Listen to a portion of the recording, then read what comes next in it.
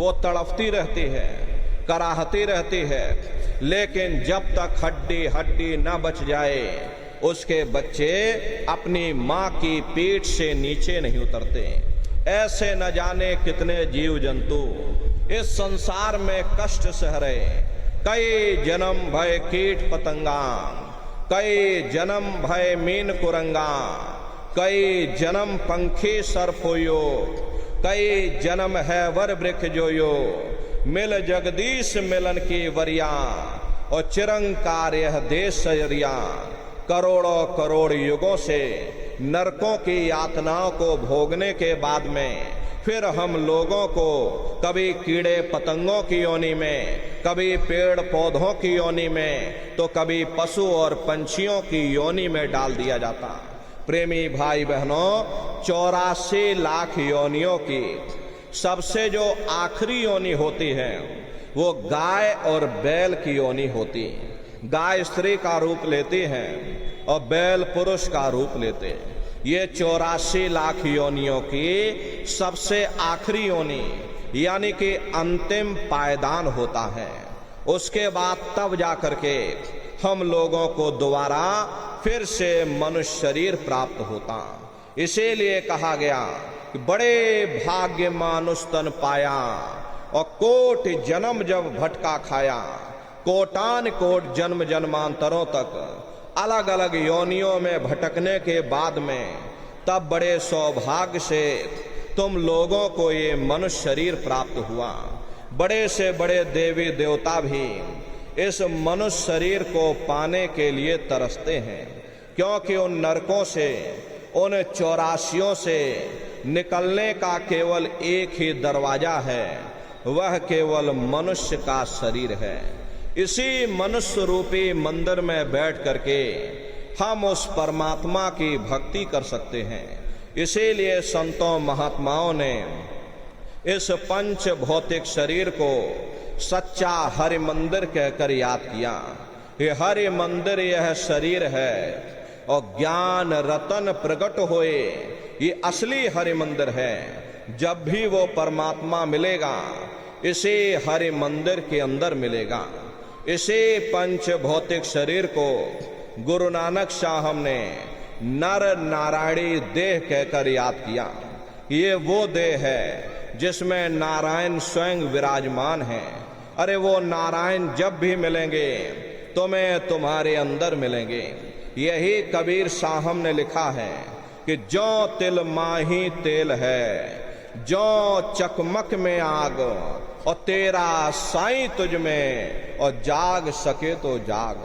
जिस तरह से तिल में तेल होता है, पत्थर में अग्नि होती है, ठीक उसी तरह से वो मालिक हरेक के घट घट में, हरेक के वजूद के अंदर बैठा हुआ। यही आपकी धर्म पुस्तकों में भी लिखा है कि अरे मोको का धूड़े रे बंदे, मैं तो तेरे पास में, और ना तीरथ में ना मूरत में, मैं तो हूँ विश्वास में। ना मैं तीरथ में मिलूंगा, ना मैं मूरत में मिलूंगा, ना मैं अन्य किसी कर्म कांड में मिलूंगा, ना मैं ग्रंथों में मिलूंगा, ना मैं पोथियों में मिलूंगा, ना मैं किताबों में मिलूंगा। चाहे सारी उम्र बैठ करके तुम अखंड रामायण पढ़ते रहो, अरे मैं जब भी मिलूंगा तो मैं तुम्हारे अंदर मिलूंगा। प्रेमी भाई बहनों, बड़ी सीधी सी बात है कि अगर खाना बनाने की किताब सारी उम्र बैठ करके पढ़ते रहोगे कि भाई खाना ऐसे बनता है और खाना वैसे बनता है, खाने में नमक डाला जाता है और खाने में तेल डाला जाता, तो कभी तुम्हारा पेट नहीं भर सकता। जब तक आप खाना बनाओगे नहीं, उसे स्वयं खाओगे नहीं, कभी तुम्हारा पेट नहीं भर सकता। हम वेदों की निंदा नहीं करते, हम ग्रंथों की निंदा नहीं करते, हम गीता कुरान बाइबल की निंदा नहीं करते। वेद शास्त्र गीता कुरान बाइबल कहते हैं कि भाई मनुष्य के अंदर अंड खंड ब्रह्मांड है, स्वयं वो परमात्मा इसके अंदर बैठा हुआ। चलो अंदर चलो, अंदर चल करके उस परमात्मा का दर्शन दीदार करो। अब सवाल ये उठता है, भाई आखिर हम अपने अंदर जाकर के उस परमात्मा का दर्शन कैसे करेंगे?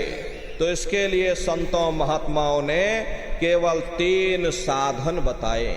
साधन 3 सार उनवर्ने, और साधन सब थोथे मान।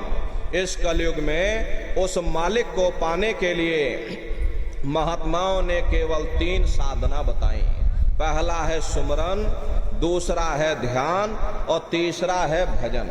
सुमरन कहते हैं मालिक को याद करना, और ध्यान कहते हैं अपनी दिव्य दृष्टि को खोलना, और भजन कहते हैं कान में उंगली डाल करके उस शब्द को सुनना, उस नाम को सुनना, उस देववाणी आकाशवाणी को सुनना जो 24 घंटे तुम्हारे अंदर गूंज रही। तो कैसे आप लोग सुमरन करोगे, कैसे ध्यान और भजन करोगे? प्रेमी भाई बहनों, ये सुरत शब्द नाम योग की साधना है। संतों का जो इतिहास रहा, संतों के इतिहास में सबसे पहले कबीर साहब आए, जिन्होंने सुरत शब्द नाम योग की साधना जारी की। उसके बाद गुरु नानक साहब आए। गुरु नानक साहब ने भी सुरत शब्द नाम योग की साधना जारी की। उसके बाद और भी महात्मा आए, कबीर, नानक, दादू दरिया, भीखा, रविदास, पलटू जगजीवन। चित्रकूट में आप चले जाइए, गोस्वामी जी महाराज जिन्होंने रामचरित्र मानस बनाई, उन्होंने भी सुरत शब्द नाम योग की साधना जारी की। आपके राजस्थान की धरती पर मीराबाई हुई, सहजोबाई हुई, उन्होंने भी उस मालिक को पाया तो सुरत शब्द नाम योग की साधना करके पाया। प्रेमी भाई बहनों, ये सुरत शब्द नाम योग की साधना है। इस साधना की 3 क्रियाएं हैं, सुमरन, ध्यान और भजन। तो कैसे आप लोग सुमरन करोगे, कैसे ध्यान और भजन करोगे? जरा बैठ करके अच्छी तरह समझिएगा और फिर घर पर जा करके करिएगा। तो सबसे पहले सुमरन कैसे किया जाएगा? सुमरन करने के लिए एक माला आप लोग ले लेना। ये देखिए प्रेमी भाई बहनों, 108 दाने की ये माला है।